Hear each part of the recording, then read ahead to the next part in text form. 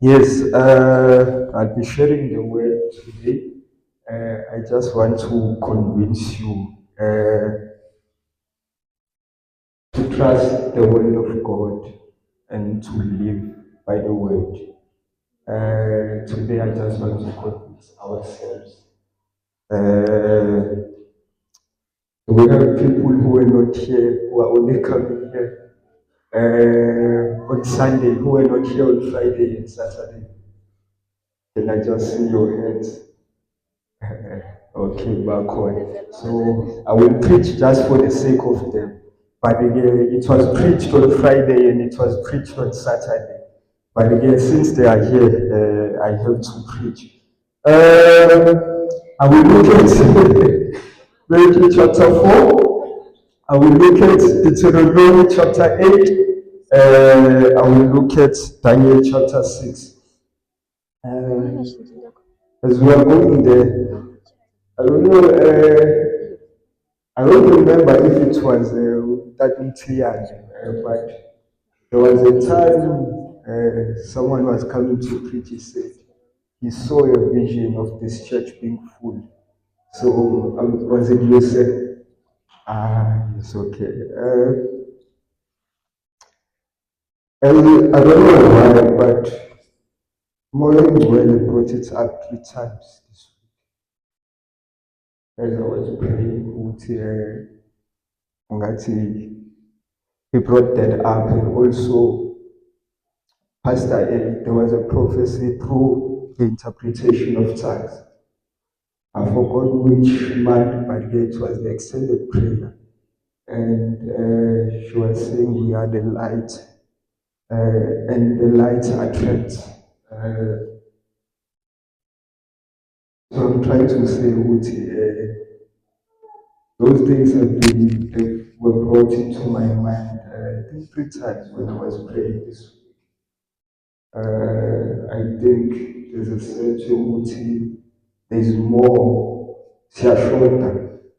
There are people who are supposed to be here. And yeah, before I go to the word, that not too lazy, just pray for that.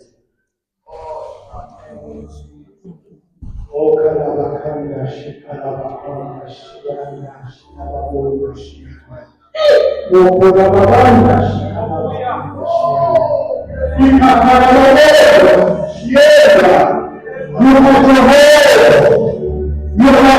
for your Father. Father, thank you that you are the same yesterday, today, tomorrow, and forever. The Lord is powerful. You are also powerful. Thank you for the confirmation for the future. Thank you for the hope, for the presence. Father, as you are sitting here, listening to your servant, Father God, help us to open our eyes. Help us to open our ears. So that we can practice your word. Thank you, Father, that you desire. You never leave us nor forsake us. Mighty God, you know what it is you do. The truth is that they come and Jesus. For all of the way, we're going to share forever.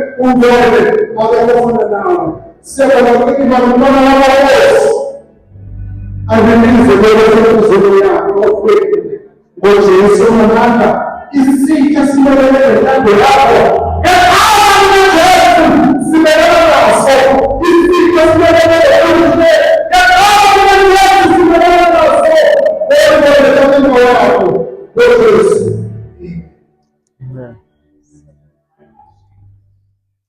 As I'm going to be speaking about the word Vazalwan, it is also in me that I don't know if maybe we can note down and always keep in mind these prophecies so that we do not stop praying until we see them.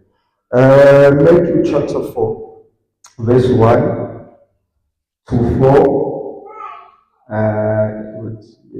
Yes, Matthew chapter 4, verse 1 to 11. Sorry, verse 1 to 11. Amen. Amen. Amen. Matthew chapter 4, verse 1. Then Jesus was led by the Spirit into the wilderness to be tempted there by the devil. For 40 days and 40 nights he fasted and became very hungry.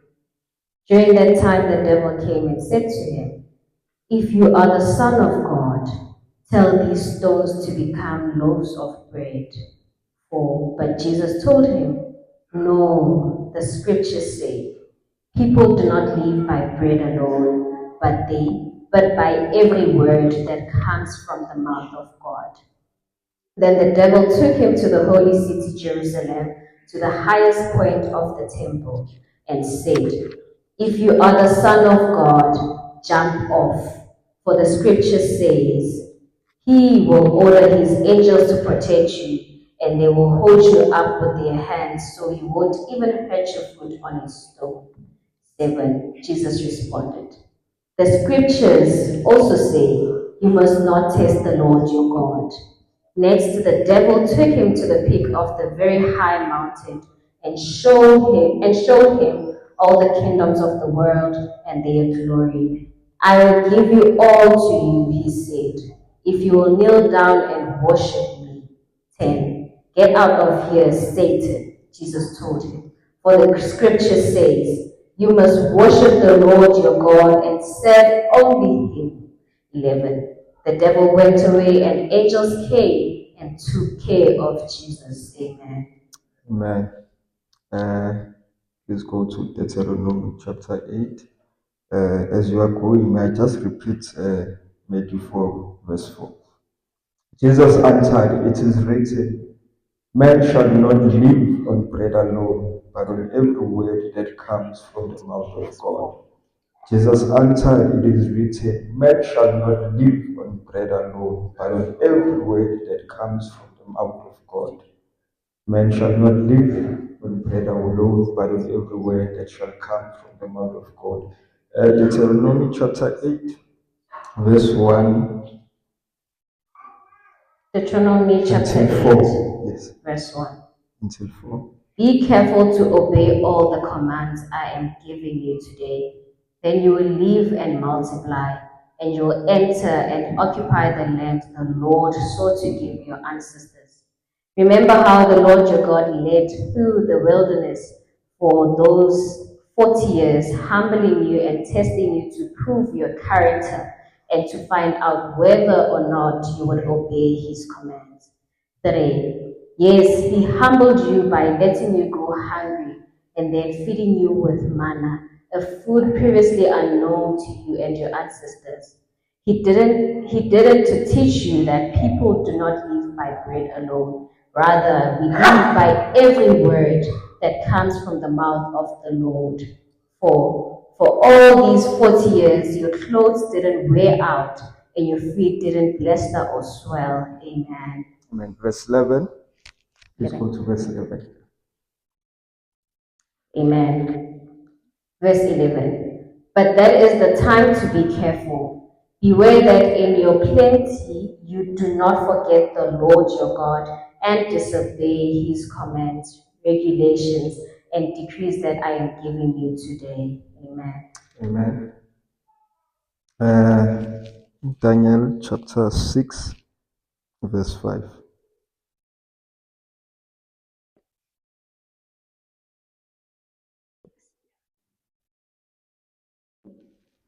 Amen. Daniel chapter 6, verse 5.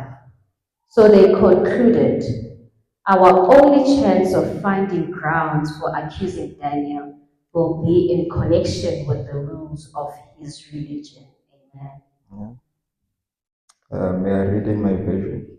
Then those men said, "We shall not find any charge against this Daniel, unless we find it against him concerning the law of his God."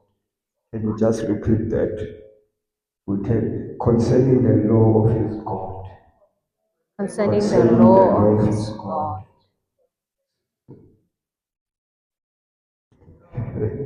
Thank you, thank you. So they could not find anything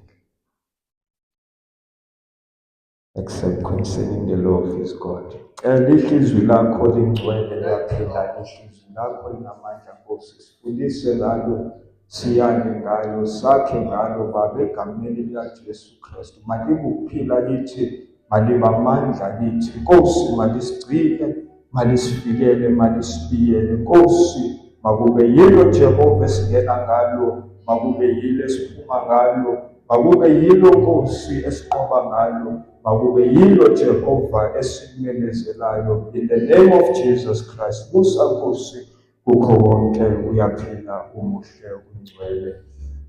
Hallelujah. Amen. Amen. Sibonge the choir, you guys sang well. Ngathi bacula kahle mengingekho. Azi ukuthi kuqonda ukuthini lokho. Okay, but yeah. So bazalwane, we are reading here, and in the beginning I said I want to convince ourselves to live by the word of God. I want to convince us to trust it wholeheartedly, believe it, and apply it in each and every aspect of our lives. Now, we find Jesus now, we are told that he was led by the Spirit in the wilderness to be tempted by the devil. And he was fasting 40 days.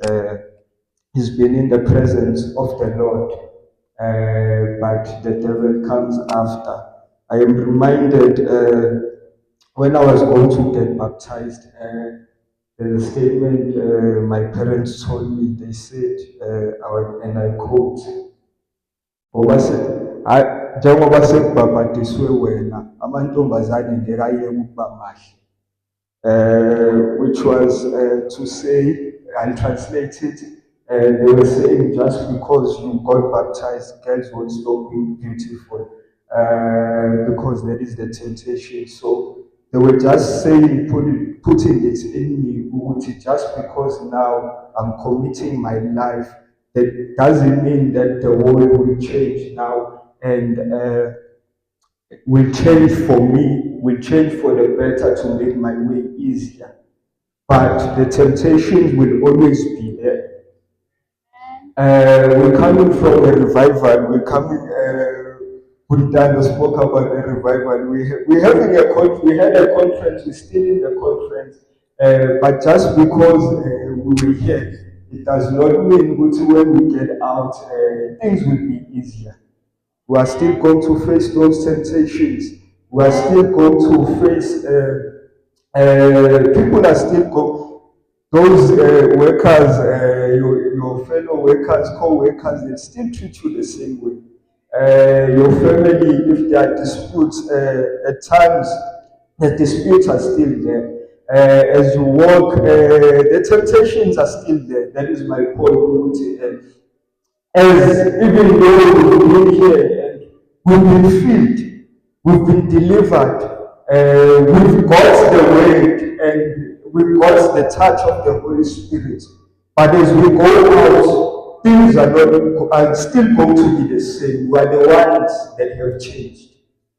We are the ones that have changed. We are the ones now who can deal better with those situations. We are the ones now who can deal better with our anger when we are being persecuted. We are the ones now who can deal better and deal better with lust. We are the ones now who can deal better with anything that challenges us. So as I said, this conference is not the end. This is the beginning. Whenever there's a revival, whenever there's a conference, it's just the beginning to say, when you step out with what you've been given here. When you step out, you must step out a changed person. Be ready to deal with any temptation that has been placed forward. Because when you go outside, you must still live. And the Bible tells us that man should live on every word that comes from the mouth of God. How shall we live, Bazalwan? Please repeat that after me. From each and every word that comes from the mouth of God. From each and every word that comes from the mouth of God. So I say, as we gathered and we had this conference. And even those who are coming, who are not here in this conference, but we are gathered every Sunday, not as an end, but as a beginning to say, this is what we are planting on you. This is what we are giving. Now let's look at Jesus. Jesus is coming from the wilderness. He's coming from the time with God.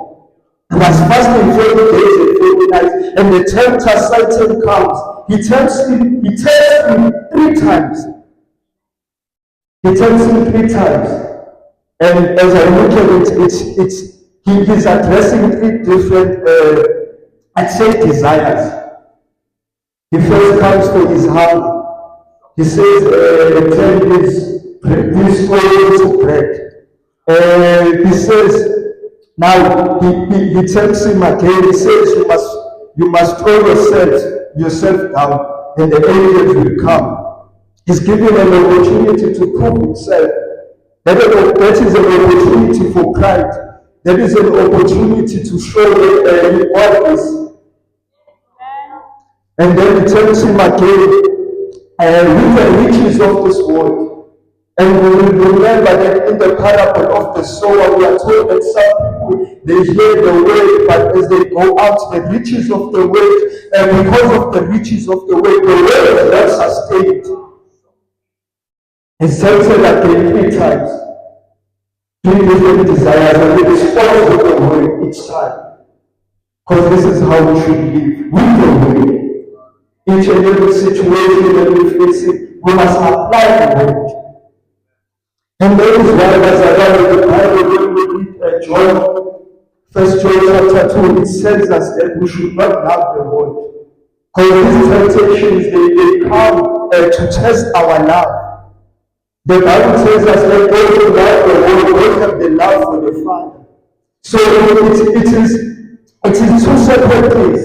It's separated. On Friday, they spoke about that we shouldn't be on both sides, but we should be separated. That is what the devil comes to test us with our love. Where is our love? He will test our desires. He will come with different types of temptations. He will test your lust. He will test your pride. He will test your anger. He will test your heart. He will test your generosity. He will test even your finances, your stinginess. And he will do that after a conference, after a revival.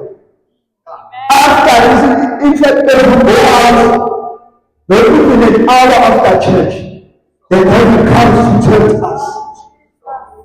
But there's only one way to conquer. It is the way of God. With the head, we can fight into everything. When you speak the word, everything changes.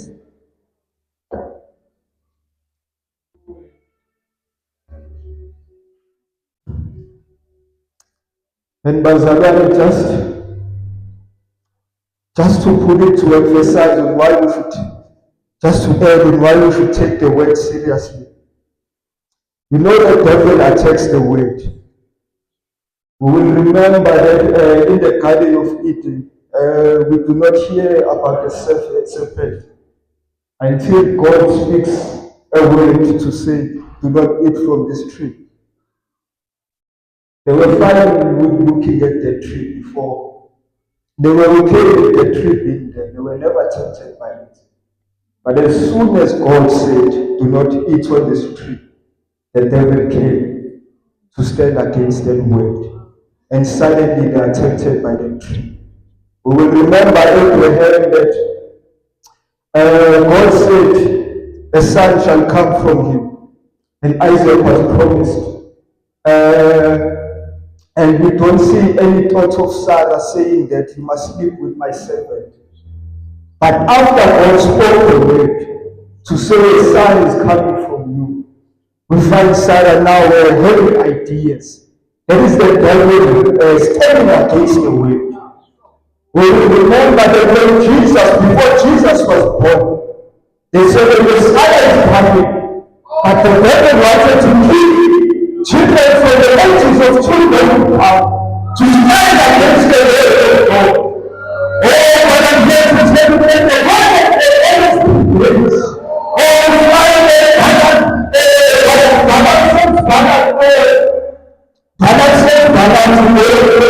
balance. But the second that balance is that Allah is asking how much. He said it does not matter. Whether I do how much, I don't know how Allah should give me. But I will not say, if it is small person or if it is big person, something that is not like what the Lord said. The Lord said, there is one thing that is the Lord respect. Oh, I'm interested in verse 4. I think there is the main verse. Jesus answered, it is written, man shall not live on bread alone, but on every word that comes from the mouth of God. And those words are found in Deuteronomy chapter 8. Jesus was quoting the word. Verse 3 it says, can I just start from verse 1 again? Every command which I command you today, you must be careful to observe that you may live and multiply, and go and possess the land of which the Lord spoke to your fathers. And you shall remember that the Lord your God led you all the way these 40 years in the wilderness to humble you and test you, to know what was in your heart, whether you would keep his commandments or not. Verse 3, so he humbled you, allowed you to hunger, and fed you with manna which you did not know, nor did your fathers know, that he might make you know that man shall not live by bread alone, but man lives by every word that proceeds from the mouth of the Lord. Your garments did not wear out, only nor did your foot swell. These 40 years now, as I was in the wilderness, like there was no supply. There was nothing in the wilderness, there was no supply. There was no place to harvest. So they had no supply of food, they had no supply of everything. Their skills did not matter. Some went out as farmers, but it did not matter. Their skills, their resources did not matter. God said we did this to humble them, so that they know that they should live on the word. They must know that everything passes by. They should not be reliant on anything. They should not be reliant on their degrees. They should not be reliant on their finances. They should not be reliant on the loans of their families. But they should be reliant on the word of God. Because everything passes. Everything is circumstantial. All the pain we have, at your own age it will get tired. The vision you have, at your old age it will wear out. The strength that you have to live, the strength that you have to survive, it will go out at some point. Oh, by the word of God remains. Oh, what you can do as much as that to rely on. Oh, we are not living to work of our degrees. We are not living to work of our strength. Those things are not the ones that provide for us. But it is the word. Atubavile sengidala ngingaka. Angaze ngibone Jehova emesiwele. Oh Baba, ebeselele. There is our prayer in the word of God. Oh, my God, let us not be naive. Let us not be dependent on anything. But the word, every situation, the word must be applied. Even in sickness, the word should be applied. Even if you see a daughter, but come out with a word. In deliverance, come out with a word. Even when you lay hands and be laid on you, even if you fall down, you must wake up with a word that will sustain you. Because we are told Luke when is explaining the same parable, the same story, not parable, of Jesus in the world. He ends by saying that the devil left and waited for an opportune time. So he's coming back. Even when you've been healed, even when you've been delivered, he's going to come back. So you must come with you have to the word. The word was the source of deliverance. The word has been the source of your healing. The word has been the source of your provision. Even when you have these things, because in Deuteronomy, it explains that now they are going to come and they will build beautiful houses. They will have supply. But if there is supply, they must remember that there's a God who is able to provide when I have nothing. So I cannot rely on what I have now. Because these things they pass away, but the word of God remains true. The Bible says that everything is past. But God is word remains true. God is word will remain, and it shall stand.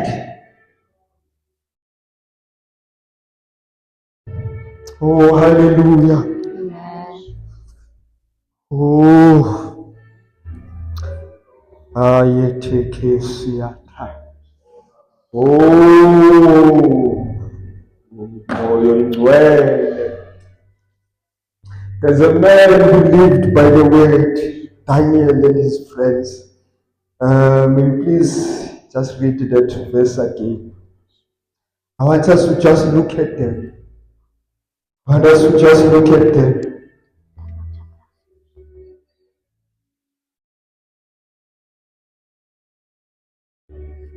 Daniel chapter 6, verse 5. Yes. So they concluded, our only chance of finding grounds for accessing Daniel will be in connection with the rules of his religion. Amen. Amen. And this man said, we shall not find any charge against this man, Daniel, unless we find it against him concerning the law of God. So Daniel came to Babylon, he was captured, and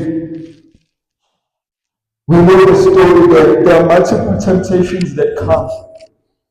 In chapter 1, we are told that these guys, there's an opportunity to be schooled. There's an opportunity to subscribe to the, I'll call it the University of the Chaldeans or University of Babylon. There was a school for them to be wise, a school for them to be the selected. But they chose not to subscribe to the school. The school was supposed to offer them wisdom. The school was supposed to offer them skills to perform their duties. But Daniel understood that his source of wisdom comes from the word. And the word says the fear of the Lord is the beginning of wisdom. And we find that James explained that there are different types of wisdoms. There's every wisdom. And we should always subscribe to the wisdom that comes from the fear of the Lord, the wisdom that comes from the word of God. We should not be subscribing to philosophies that don't have the word. Motivations are not enough if the word is not there.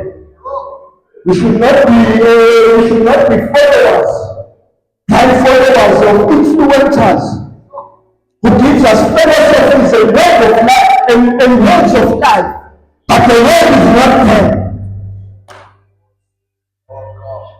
The word of God must be there. The word of God is the one that we are subscribing to. Any teaching that does not have the word of God is incomplete. Any philosophy that does not have the word of God is incomplete. Any wisdom that does not have the word of God, it is not wisdom. It's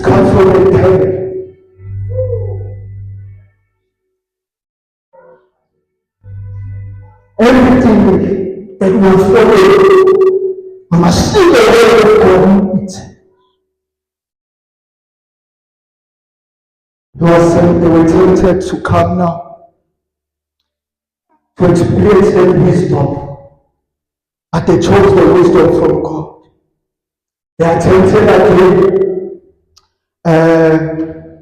We find that they are tempted by the fire, and the fire is supposed to kill them. We find Daniel is being tempted by the lions, and the lions are supposed to kill him. But even before we get that, we see that they say that Daniel has a good report. There's no corruption in him. There's integrity. So he did not maintain his position through bribes.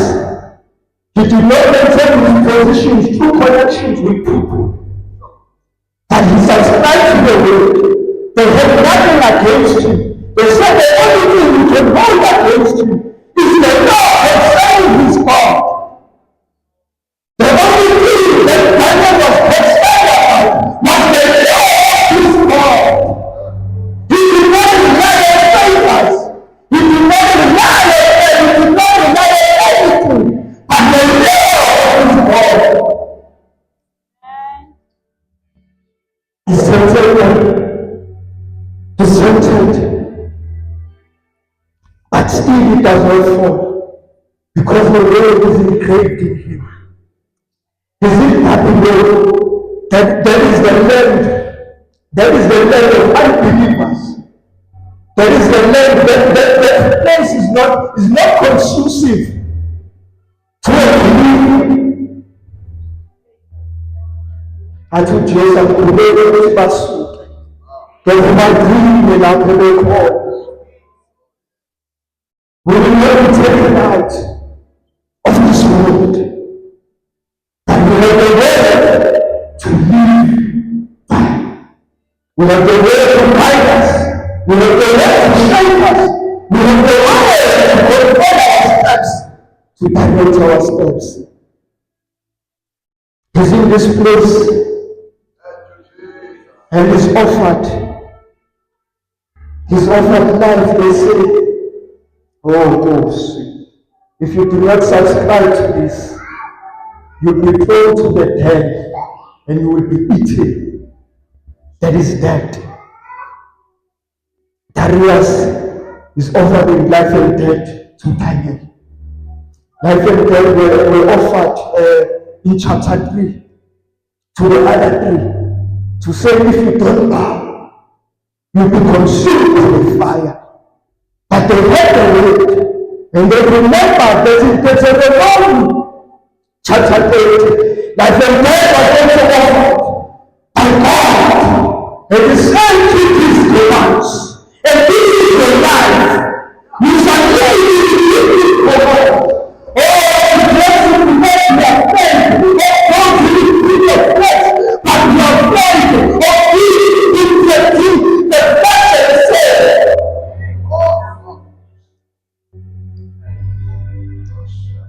The Lord did not take the life that was offered. He did not take the life that was offered by circumstances, but he took the life that was offered by the Lord. Oh, what a power to me. Oh, we that will Christ. That is our life. Jesus is our life. Jesus is our life. And that is the life that will be offered. That if you are in him, you shall live. That if you are in him, you shall have eternal life.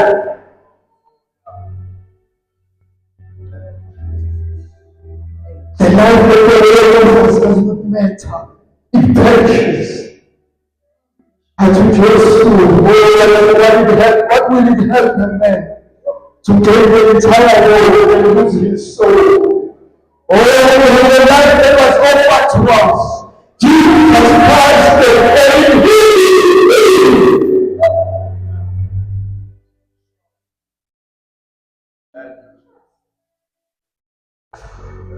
we shall show Jesus.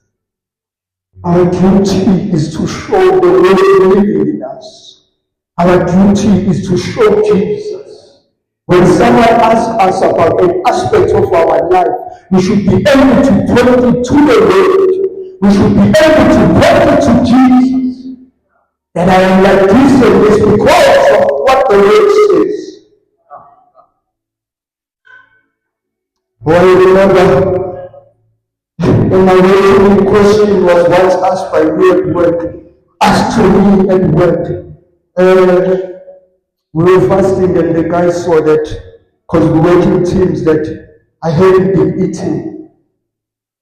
It was the beginning of the year, and then they asked me, what is happening? And I tell them, and then there's a guy, a colored guy, he asked me, it's okay. Is it because we're Christian? And I say yes. He says, what does that have to do with Christ? So this guy understood that if you are a Christian, everything you do should be pointed to Christ. You cannot do something and the reason does not involve Christ.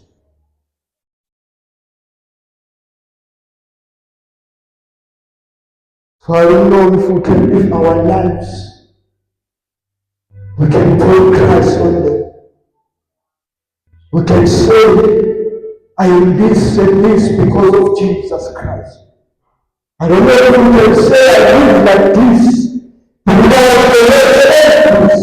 I don't know if we can say I live like this because of Jesus Christ. Oh, Christ has been revealed Christ has been revealed when we are out. Christ has been revealed in our relations. Christ has been revealed in our homes. Christ has been revealed everywhere now.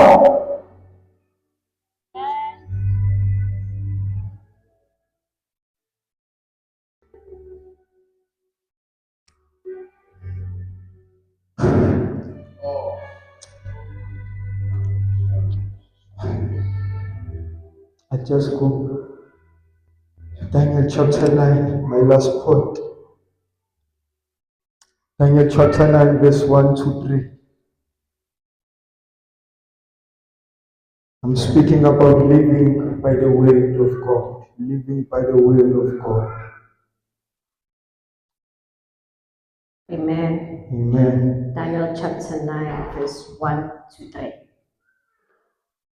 It was the first year of the reign of Darius the Mede, the son of Ahasuerus, who became king of Babylonians. During the first year of his reign, I, Daniel, learned from the reading of the word of the Lord, as revealed to Jeremiah the prophet, that Jerusalem must lie desolate for 70 years. 3. So I turned to the Lord God and pleaded with him in prayer and fasting. I also wore rough balded and sprinkled myself with ashes. 4. I prayed to the Lord my God and confessed, O Lord, you are great and awesome God. You always fulfill your covenant and keep your promises of unfailing love to those who love you and obey your commands. Amen. Now, when we live by the word of God, we will be aware of what is happening. We will be aware of times and seasons. Now, we find that Daniel is at Babylon. But because he's reading now, we are told that through his reading of the scripture, he sees that now it is time to be set free. The time is approaching for us to move out. He was aware of the seasons, he was aware of times, because his word lived in him. Oh, how many promises has the word given us? We are told that the Holy Spirit will be poured on us. We are told that those who are saved, those who believe, from their innermost beings, rivers of living waters will flow.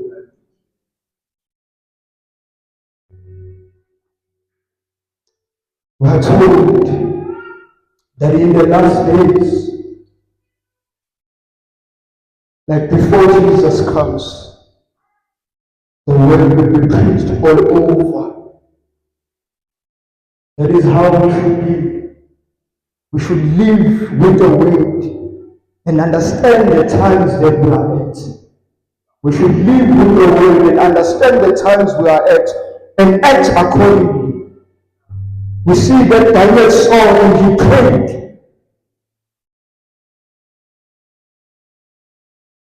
He saw and prayed for these things to come to pass. We should be a church that prays for each and every promise to be fulfilled. Each promise that God has placed on earth, each promise that God has placed on our lives, each promise that God has placed over His church. And when we are filled with the word, and we understand that Jesus is coming, we will not be swayed by things that are happening in this world and fear all types of things. Now people are wondering if they should trim or not, because the guy said nigga trim. People were worried now. When I was growing up, people were worried about barcodes. To say now let's fear can be fear. To say the time is coming when we will be scared. People are worried about injections, 5G. While the world is letting them. And people are not worried about these things. But we will know it's time to pay. And people are worried. Because the Bible said before the end comes, the word of God will be paid. We all nations. That is why the word comes to us. It is for mercy. It is for direction. And it is the same kind of fear. We do not fear the word of the youth, but we have the word that tells us the only thing we should be fearing is God. No one is hoping in another else.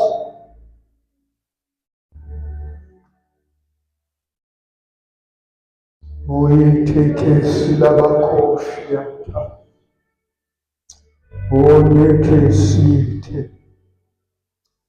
I have come to the end, Bazalwa. That was my submission to you to convince you, so that we can also be able to say, Sinaya kumasuka kuwe kuba maso phila. Oh, we can also be able to say, just like the centurion, he said, send your word.